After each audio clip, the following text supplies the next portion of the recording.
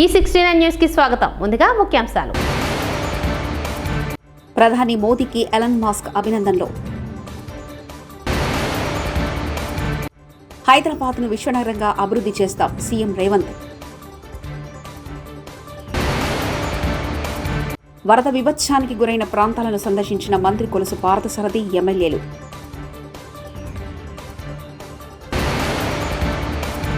కూటమి ప్రభుత్వం వచ్చాక తిరుమల భక్తుల్లో ఆనందం కనిపిస్తుంది హోంమంత్రి అనిత.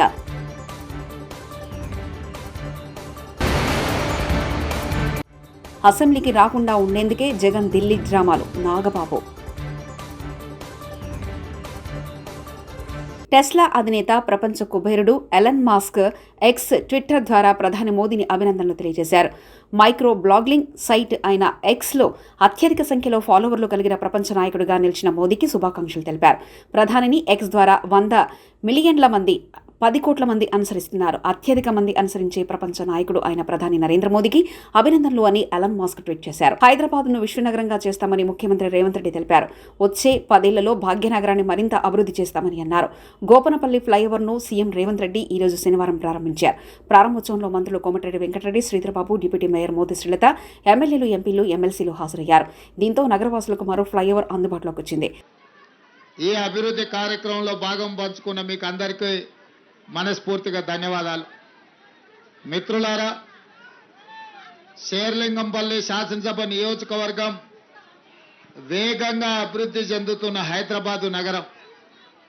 ఈ ప్రాంతంలో ఫ్లైఓవర్లు కానీ, రోడ్ల వెడల్పు కార్యక్రమం కానీ, చెరువులను కబ్జాల నుంచి కాపాడడం వల్ల కానీ, ఔటర్ రింగ్ రోడ్డుకు అనుసంధానం చేసే రేడియల్ రోడ్స్ వల్ల కానీ మన ప్రాంతం వేగంగా అభివృద్ధి చెందాల్సిన అవసరం ఉన్నది.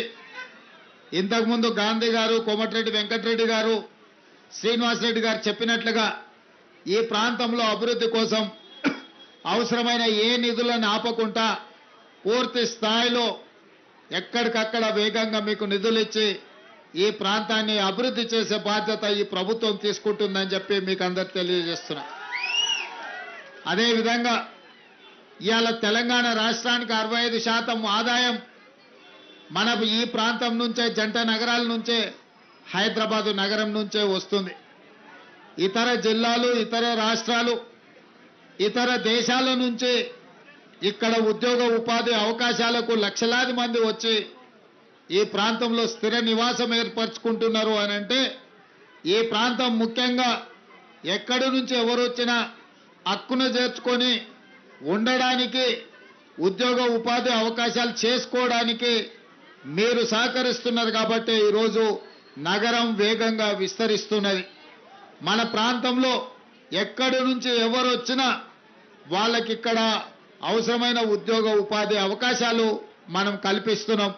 అందుకే ఈ హైదరాబాదు నగరంలో శాంతి భద్రతలను కాపాడాలని, ట్రాఫిక్ సమస్యల్ని పరిష్కరించాలని, ఎక్కడికక్కడ వర్షాలు వస్తే రోడ్ల మీద నడుముల్లోతూ నీళ్లు నిలబడి ట్రాఫిక్ ప్రజలకు అంతరాయం కలిగిస్తుంటే వీటిని పరిష్కరించడానికి హైడ్రా అని ఒక నూతన వ్యవస్థను ఏర్పాటు చేసి ఒక ఐజీ స్థాయి అధికారిని నియమించి ఆ కింద కూడా పూర్తి స్థాయిలో అధికారులను నియమించి ఇటు పోలీస్ శాఖతో, మున్సిపల్ శాఖతో, వాటర్ వర్క్స్ శాఖతో, రెవెన్యూ శాఖతో సమన్వయం చేసుకొని ప్రతి ప్రాంతంలో ఉండే సమస్యల్ని పరిష్కరించడానికి ఒక నూతన వ్యవస్థను మనం ఈరోజు ఏర్పాటు చేసుకున్నాం. సికింద్రాబాద్ ఉజ్జయిని మహంకాళి అమ్మవారిని మంత్రి పొన్నం ప్రభాకర్ దర్శించుకున్నారు. ఆయనతో పాటు AICC incharge Deepdas Munshi, US consulate general Jennifer A Lawrence అమ్మవారిని దర్శించుకుని బోనం సమర్పించారు. అనంతరం అమ్మవారికి వారు ప్రత్యేక పూజలు చేశారు.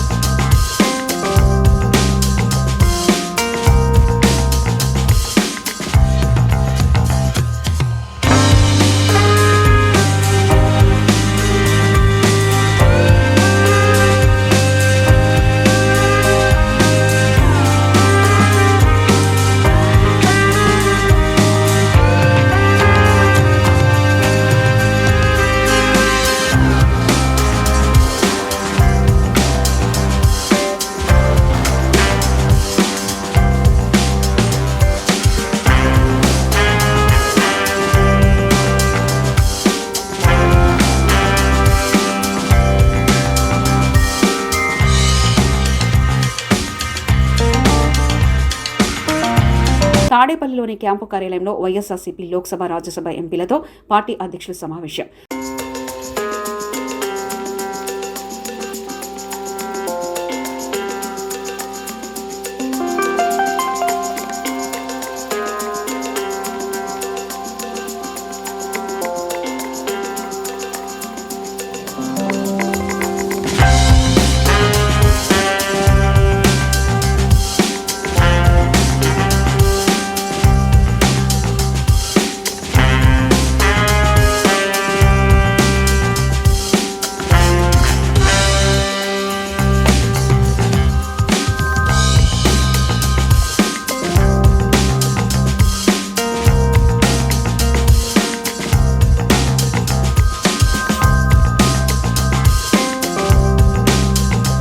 వెంకటాపురం ములుగు జిల్లా వెంకటాపురం మండలంలోని అలుబాగా పంచాయతీ పరిధిలో గల ముత్తారం గ్రామానికి 200 లేక ఆవస్థలు పడుతున్న ముత్తారం గ్రామస్తులు.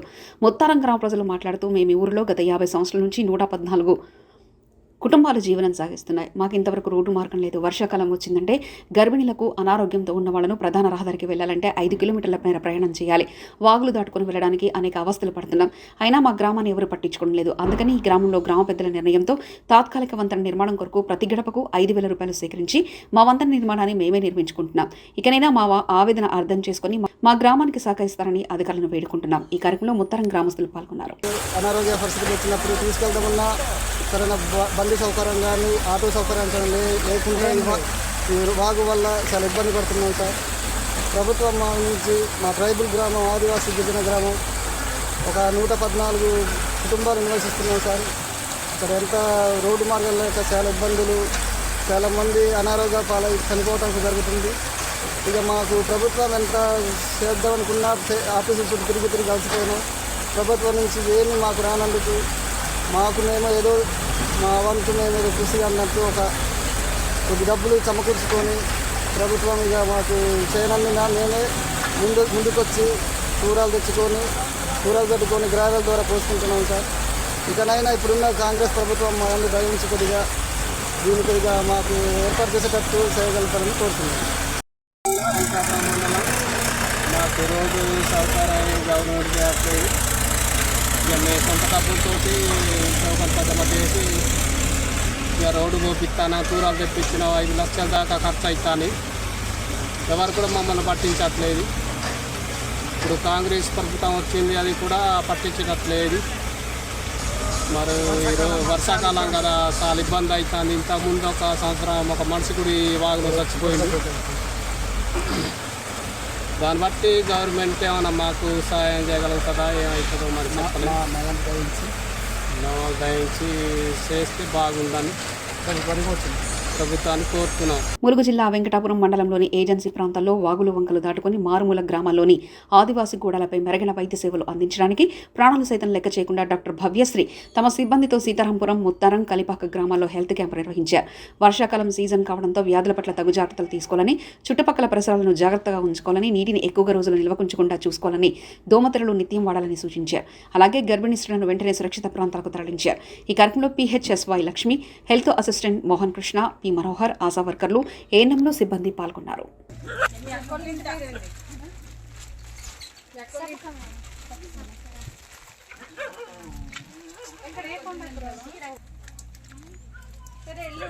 రేపు వెళ్ళాలి సాయంత్రం వరకు. ఆశాని నువ్వు అక్కడ వాళ్ళ ఇంట్లో ఉండాలి.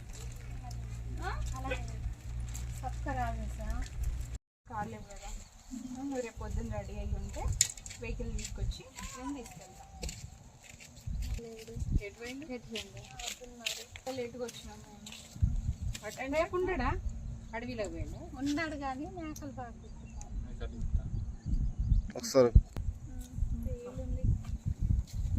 ఇప్పుడు ఇద్దరు ఉన్నారా?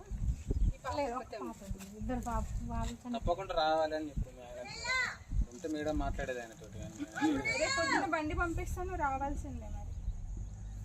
మరి వచ్చినా కానీ ఫుడ్ పెడతారు. నువ్వు పాప నువ్వు తీసుకొచ్చుకో, మీ ఆయన ఇక్కడ ఉంటాడు, నువ్వు హాస్పిటల్లో ఉండు, వెంకటపురం హాస్పిటల్లో సరిపోయిద్దా?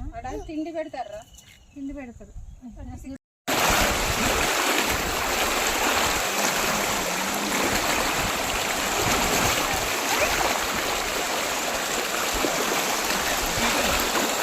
పైకి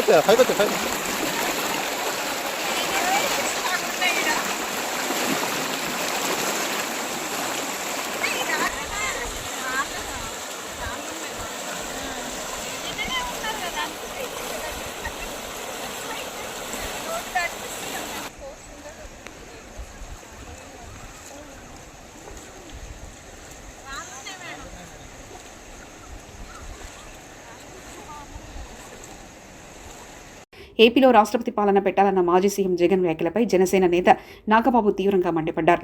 జగన్ పాలనలో ప్రజా వేదిక కూల్చినప్పుడే రాష్ట్రంలో రాష్ట్రపతి పాలన పెట్టాల్సి ఉండేదన్నారు. 2 రోజుల్లో ప్రారంభం కానున్న శాసనసభ సమావేశాలకు రాకుండా ఉండేందుకే జగన్ ఢిల్లీ వెళ్తున్నారని ఎద్దేవా చేశారు. రషీద్ హత్యపై జగన్ శవ రాజకీయాలు చేయడం ఆపాలన్నారు. 2019లో జగన్ గెలిస్తే ప్రజలు వేధించారని, ఇప్పుడు కూటమి ప్రభుత్వం ఏర్పాటైన 2 నెలలు కాకముందే విమర్శలు చేస్తున్నారని తప్పుపడ్డారు. దేశ చరిత్రలో ఎన్నడూ లేనంత దుర్మార్గ పాలన జగన్ హయాంలో జరిగిందన్నారు. వైకాపా హయాంలో జరిగిన అరాచకాలపై జగన్ ఎప్పుడు స్పందించలేదని ప్రశ్నించారు. మీరు దీనికి రాజకీయ రంగు పొలవటానికి ట్రై చేయకండి. మీరు ఫస్ట్ పాయింట్ వైసీపీ నేత జగన్మోహన్ రెడ్డి గారికి మర్యాదపూర్వకంగా చెప్పేది ఏంటంటే, ఇంతకాలం మీరు శవ రాజకీయాలు చేసే ఎంత దూరం వచ్చారు. జనాలు మీరు చెప్పే మాటల్ని నమ్మటం ఎప్పుడో మానేశారు. ఖచ్చితంగా ఈ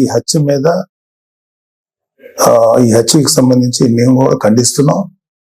ఖచ్చితంగా ఎలాంటి వ్యక్తులైనా సరే, ఈ వెనకాల ఉన్న వాళ్ళు ఎవరినైనా సరే పట్టుకొని కోర్టుకు తీసుకెళ్లి శిక్షించాలని మేము కోరుకుంటున్నాం.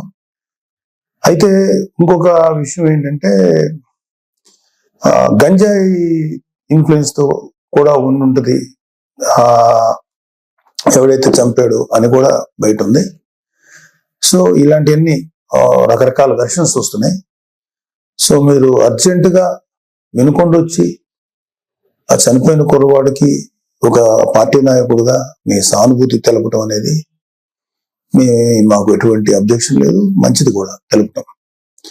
కాకపోతే మీరు దాన్ని రాజకీయ రంగు కొలిమి ఇంకా గట్టిగా నెల 10 రోజులు కూడా కాకుండానే ప్రభుత్వం ఏర్పాటు అవ్వకుండానే మీరు రకరకాల విమర్శలు చేసి అక్కడికి వెళ్ళి జగన్ అన్న పథకాలు, జగన్ మామ, ఇంకా ఎంతకాలం మీరు ఇలాంటి మాటలు మాట్లాడతారు? అధికారం ఉన్నప్పుడు నటించారు, అధికారం పోయినప్పుడు నటిస్తున్నారు. నటనల మీద పరిపాలన సాగదు. ఈ విషయం ఇప్పటికే మీకు అర్థమై ఉండాలి, మీ వైసీపీ నాయకులు కూడా అర్థమై ఉండాలి. ఎంతకాలం ఇంకా నటిస్తారు మీరు? ఓపెన్ గా ఉండండి. 2019లో మీకు అద్భుతమైనటువంటి తీర్పు ఇచ్చారు ప్రజలు మీకోసం. దాన్ని మీరు అత్యంత దారుణంగా, దుర్మార్గంగా ఉపయోగించుకొని ప్రజల నెత్తి మీద కాలు పెట్టి తొక్కారు. ప్రజల్ని హింసించి వదిలేరు మీరు. మీ పరిపాలనలో సామాన్యులు సైతం భయపడ్డారు. ప్రజల కోసం నిలబడిన కొంతమంది నాయకులు, కొంతమంది కార్యకర్తలు తప్ప ప్రతి ఒక్కరు భయపడ్డారు. ప్రతి వాళ్ళు భయపడ్డారు. మీరు ఇప్పుడు వచ్చేసేసి ఏదో అన్యాయం జరిగిపోయింది. డెఫినెట్ గా ఇది తప్పే. దీన్ని మేము ఖండిస్తున్నాం. ప్రధాని మోదీకి ఎలన్ మాస్క్ అభినందనలు. హైదరాబాద్ను విశ్వనగరంగా అభివృద్ధి చేస్తాం సీఎం రేవంత్. వరద విభత్సానికి గురైన ప్రాంతాలను సందర్శించిన మంత్రి కొలుసు పార్థసారథి, ఎమ్మెల్యేలు.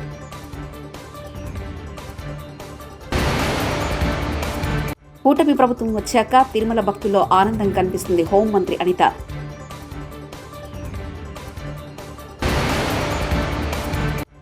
అసెంబ్లీకి రాకుండా ఉండేందుకే జగన్ ఢిల్లీ డ్రామాలు, నాగబాబు. ఈ 69 న్యూస్ ఇంతటితో సమాప్తం. కీప్ వాచింగ్ ఈ 69.